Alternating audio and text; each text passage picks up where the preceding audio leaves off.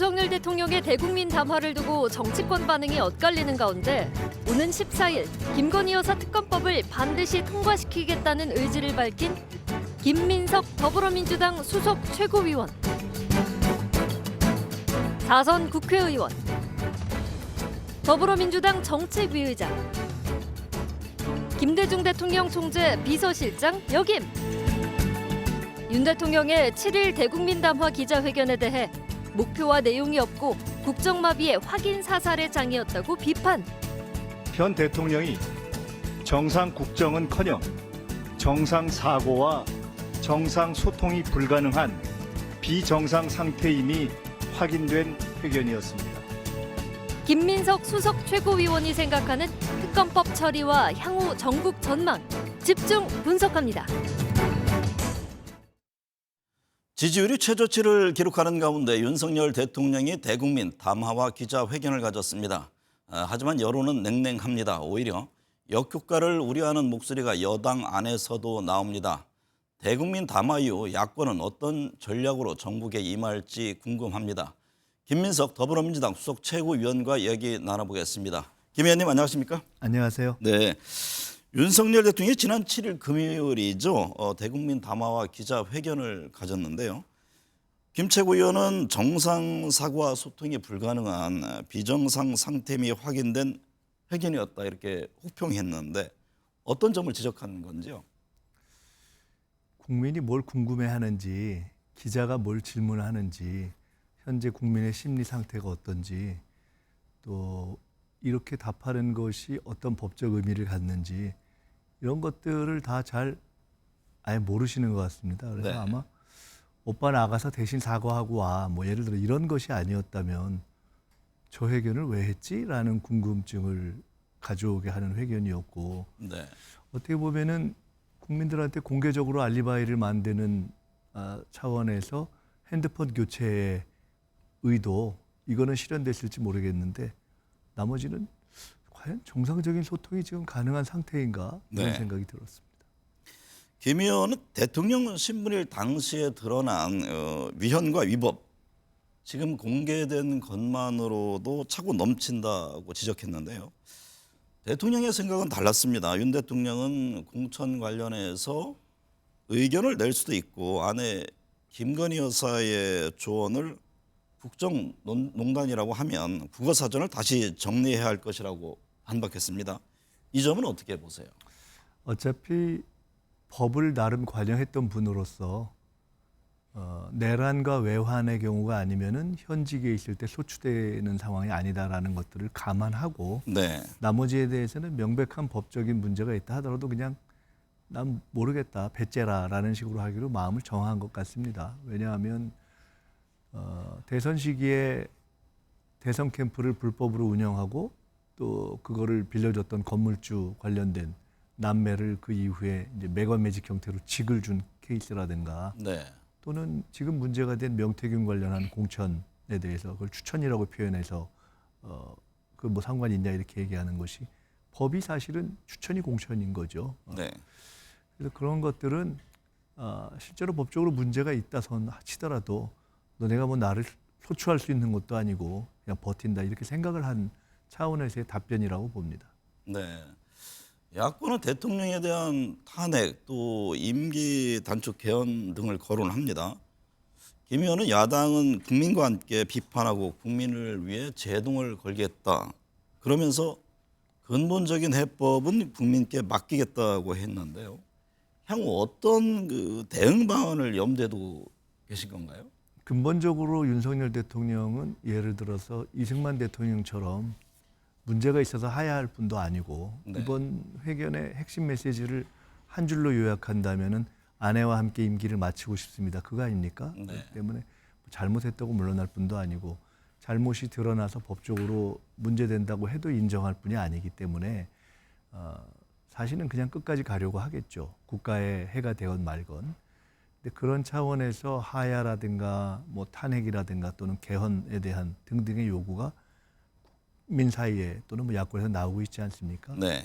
근데 국민이 뽑은 대통령이기 때문에 어쨌든 국민들께서 지금 최근에 조사에서 나타나는 것처럼 다수가 그만두는 것이 나라의 도움이겠다 생각하면 네. 방법의 문제는 저는 국민적인 이렇게 공론을 통해서 결정하는 것이 좋다고 보고 네. 저희들이 그걸 뭐 하나를 딱 밀고 가는 방식은 적절하다고 생각하지 않아서 그래서 당에서 의원들이 여러 가지 의견이 있는데 당에서는 그런 여러 의견들을 말씀은 하시되 어느 한쪽으로 막 세를 불리거나 하지는 않으셨으면 좋겠다고 당 지도부는 그런 입장을 가지고 있습니다. 그럼 아직은 어떤 방향을 설정하기에 좀 조심스러운 상황이다 이렇게 보고 아니, 계십니까? 뭐 조심스러운 상황이라기보다는 네.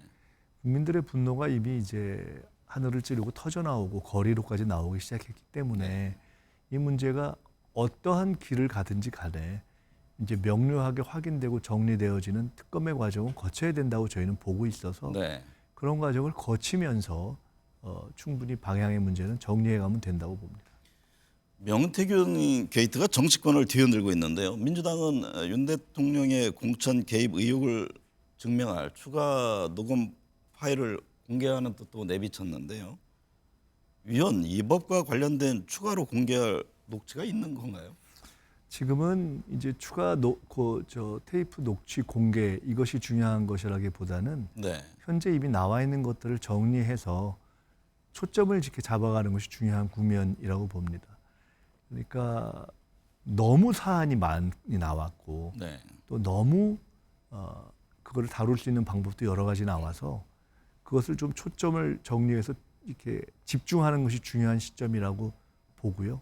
그래서 그것을 하는데 저희는 주력을 하려고 하고 있습니다. 사실 명태균 씨 관련한 것만 해도 네. 제가 이렇게 그냥 화면으로만 보니까 명태균 씨와 검찰 내지는 정권 사이에 일정한 암묵적 딜이 이루어진 건 아닌가라고 보이는 상황이거든요. 대략 정권과의 고리는 끊고 김영선, 명태균 사이에 이루어진 문제를 일종의 공천에 기여하겠다 하는 것을 가지고 돈이 왔다 갔다 한 문제를 정치자금으로 볼 거냐 안 볼 거냐, 기소할 거냐 말 거냐, 기소를 어느 수준으로 할 거냐 그렇게만 대략 정리가 되는 것 같아서요. 네. 그런 것에 이제는 너무 이렇게 현혹되는 것보다는 대통령의 명확한 어떤 법적인 문제, 김건희 여사의 명확한 법적인 문제 이런 것들을 초점을 잡고 이거를 해결하는 법도 초점을 잡고 근데 그 모든 것을 정리하는 데 있어서는 아까 말씀드렸듯이 우선 특검이 불가피하게 통과해야 할 필수적 지점이라고 봅니다. 네. 말씀하신 특검 관련한 얘기인데요. 윤 대통령은 김건희 여사 관련 특검법을 거부하겠다는 입장도 거듭 밝혔습니다. 특검은 사법 적용이 아니라 정치 선동이다. 명백한 삼권 분립 체계 위법이다라고 강조했는데요. 민주당은 오늘 14일 특검법을 지금 처리할 방침입니다. 국회 통과 대통령 거부권의 이 악순환이 이번에도 재현되는 것 아니냐 이런 우려가 있는데 대통령의 제2요구권 거부권 행사 이후에 국회 통과 가능성은 어떻게 보세요? 제가 이제 요새 종종 소위 보수의 10명의 의인을 기다린다 이렇게 얘기를 하고 있는데요. 국민들께서 이미 민주당과 야당만으로 거부권을 돌파할 수 있는 200석을 매직 200을 얻기는 어렵다는 걸 알고 계시지 않습니까? 네. 그래서 나라와 보수의 장래를 진심 생각한다면은 보수 국민의힘 의원 가운데서 이제 10분 정도가 국민의 뜻에 따라서 선택을 해주셔야 되는데요. 이제 그 문제가 남아 있어서 정상이라면은 이거는 그렇게 선택을 하실 수밖에 없다고 보고 있고 저희들이 14일, 뭐 15일 날 조인이 안 되면 28일 그러니까 재의결을 할 때 네. 아직 시간이 오늘이 10일이니까 한 2주 남은 거 아닙니까? 네. 이제 그렇게 보고 있고요. 통상 이제 한동훈 대표와 그 주변에서 일단 먼저 합류할 기대들을 많이 하시는데 사실 저는 처음부터 그 가능성을 그렇게 높게 보진 않았어요. 네. 한동훈 대표가 원조 김건희 라인이기도 하고 쭉 지켜보니까 별로 그렇게 담이 있는 분이 아니고 윤석열, 김건희 두 분과의 관계 속에서는 기본적으로 을로 출발해서 현재까지도 을인 것 같아서 네. 그렇게 잘 되면 좋고 아니면 실제로 진심으로 보수의 미래를 걱정하는 양심을 가진 분들이 그래도 10분 이상은 나오지 않겠나 이렇게 보고 있습니다. 네. 그러면 김여사 특검법 처리와 관련해서 국민의힘 한동훈 대표의 기대하는 부분은 좀 접은 상황인가요? 접은 건 아니고 이제 정상적이라면은 네. 그러니까 우리가 이런 말로 있잖아요. 무슨 최소한 벨이 있든가 아니면 밟으면 꿈틀을 하는 이런 걸 보면 본인이 얘기했던 것이 지금 된 게 없잖아요.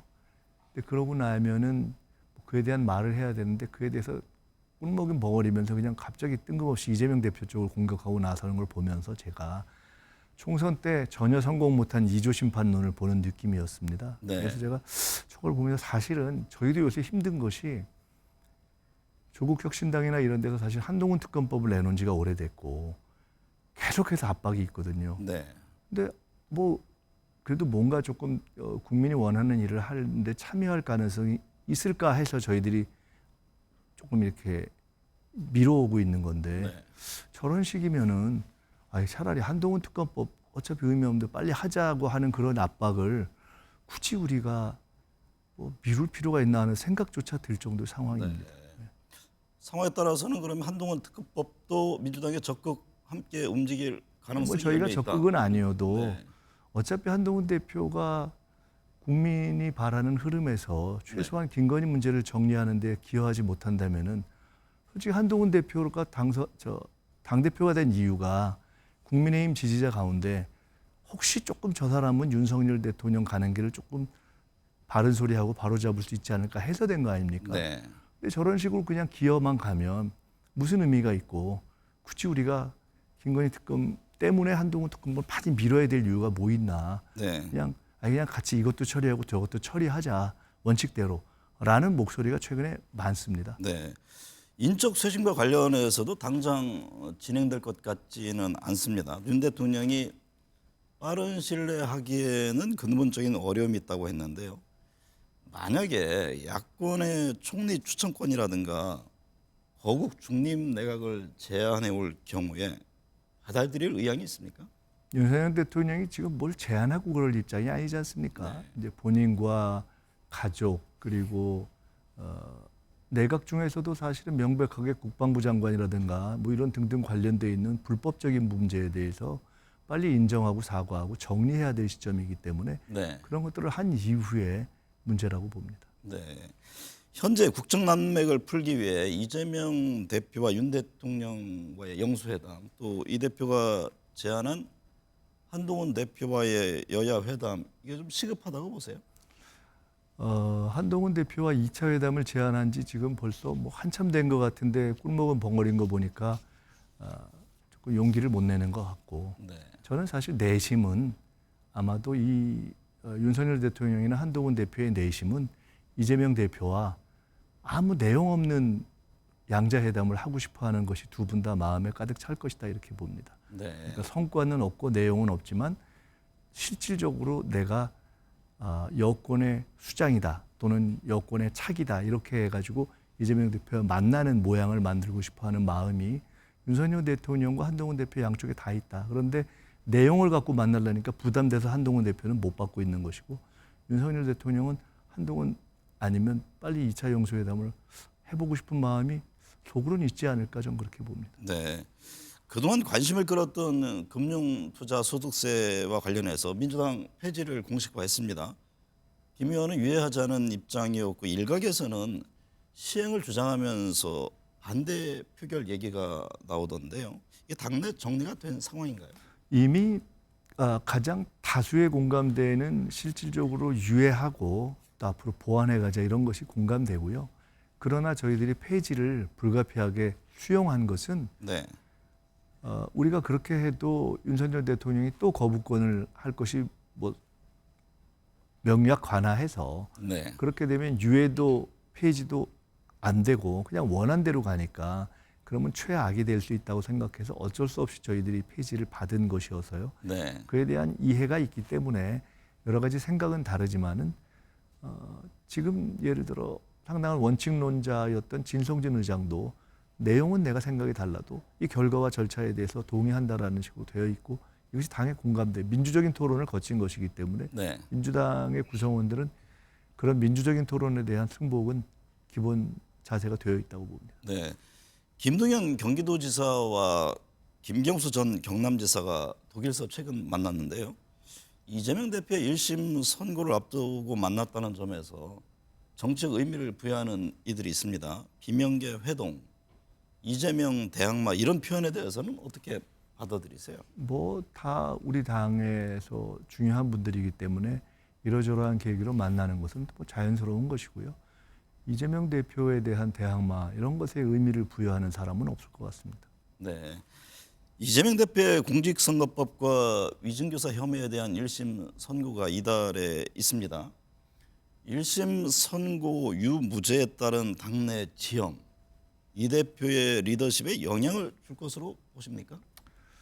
이재명 대표의 현재의 어떤 국가적 관점에서의 의미는 네. 윤석열 대통령의 사실상 국정 마비 상태에 대한 대안으로서의 기대 위에 서 있는 것이기 때문에 재판의 결과 또는 재판과는 전혀 무관하게 점점 이재명 대표의 어떤 역할과 책임감은 커질 거라고 봅니다. 기대 또한 그럴 거라고 보고요. 제가 최근에 만났던 국민의힘의 뭐 거의 최고 중진에 해당하던 어떤 분이 여러 가지 얘기를 하면서 돈 준 것도 못 밝혀내는 100명 대장동 수사가 무슨 의미가 있으며 트럼프 대통령이 이제 당선되는데 훨씬 법적인 어려움이 많았는데 이재명 대표는 사실상 내용적으로 무죄인데 저게 무슨 의미가 있겠냐 네. 이런 얘기를 하는 것을 저희가 오히려 얘기한 것이 아니라 그쪽에서 얘기 나오는 걸 들으면서 그렇구나 이렇게 생각했습니다. 네. 그럼 재판 결과에 대해서는 뭐 조심스럽지만 낙관적으로 보고 있다. 네, 그걸 별 신경 쓰지 않고 있습니다. 네. 지난 5일 미국 대선 결과 트럼프 대통령 시대가 열렸습니다. 주한 미군, 방위비 분담 문제라든가 관세 등 외교, 안보, 경제 전방위에서 영향을 받게 될 것으로 보이는데요. 현 정부의 대응 기조, 트럼프 시대에 있어 한미 관계는 어떤 점이 중요하다고 보십니까? 우선 무엇이 중요한지를 이 정부는와 대통령은 아예 모르는 것 같습니다. 네. 지금 우크라이나 전쟁을 끝내겠다는 트럼프 당선자하고 통화하면서 또는 그 전후에 우크라이나 지원 얘기를 한다거나 무슨 뭐 북과의 오물풍선 얘기를 한다거나 또는 물러날 바이든 대통령하고 아무 의미 없는 회담을 강행하겠다고 한다거나 그것이 국가에 무슨 도움이 될지 트럼프 당선자가 어느 때보다도 강력한 이제 파워를 가지고 돌아오는데 도대체 뭘 생각하는 건지 네. 이게 이 정부가 김대중 대통령께서 이런 말씀을 하셨습니다. 내정은 돌이킬 수 있는데 외교는 정말 돌이키기 어렵다. 이 정부가 외교를 이렇게 하면서 하루하루 가는 것이 국익에 정말 큰 해구나 이런 생각을 하고 있습니다. 네, 북한의 러시아 파병이 세계적인 관심사가 됐습니다. 윤 대통령은 우크라이나 무기 지원과 관련해서 북한군의 관여 정도에 따라 무기 지원도 배제하지 않을 것이라고 밝혔는데요. 이 점은 어떻게 보세요? 아까 말씀드렸던 것처럼 국제 정세가 변하고 트럼프 대통령 이제 등장하면서 시기의 문제이지 종전 가능성이 높아지고 그렇게 되는데 글쎄요. 그것이 러시아 우크라이나 문제가 세계적 관심이었다면 윤석열 대통령이 한 얘기는 세계적 봉창이 될 것이다 이렇게 봅니다. 네. 김 의원은 궁한 상황을 맞은 윤석열 정권이 계엄과 북풍, 전쟁 사주 외에 살아날 길이 있겠나라면서 안보 정국 조성 가능성을 지적한 바가 있습니다. 여전히 국면 전환을 위해 계엄령 가능성이 있다고 보십니까? 저는 이 정권이 결국은 이제 김건희 감옥에 안 가는 그 상황을 만들기 위해서 우크라이나에서 문제가 생기게 하거나 남북 관계에서 충돌이 나거나 아니면 광화문 시내에서 어떤 충돌을 만드는 세 가지 중에 하나를 꾀했다고 봅니다. 네. 남북 관계와 우크라이나 트랙이 생각처럼 지금 본인들의 의사대로 되지 않아서 그 다음 나오는 것이 이제 저는 집회 시위를 통한 충돌이라고 보고요. 네. 그것이 어제 이미 광화문에서 경찰의 과잉 진압으로 나타나고 지금 대학생들을 캠퍼스에 들어가서 막 끄집어내고 이게 저런 방식으로 경찰 전두환 방식을 도입하려고 하는 것이구나 보여줘서 저희들이 검찰 특활비 특경비에 의해서 이어서 경찰에 문제가 있는 부분을 경고하고 필요하면 관련한 예산을 강하게 손봐야 되겠다 이렇게 생각하고 있습니다. 네. 윤 대통령은 국면 전환을 위해 대국민 담화라는 카드를 꺼냈습니다. 하지만 담화 뒤 정치권은 더 혼란스럽습니다. 대통령이 주도하는 변화와 쇄신 과연 가능할까요? 오늘 함께해 주셔서 감사합니다. 감사합니다.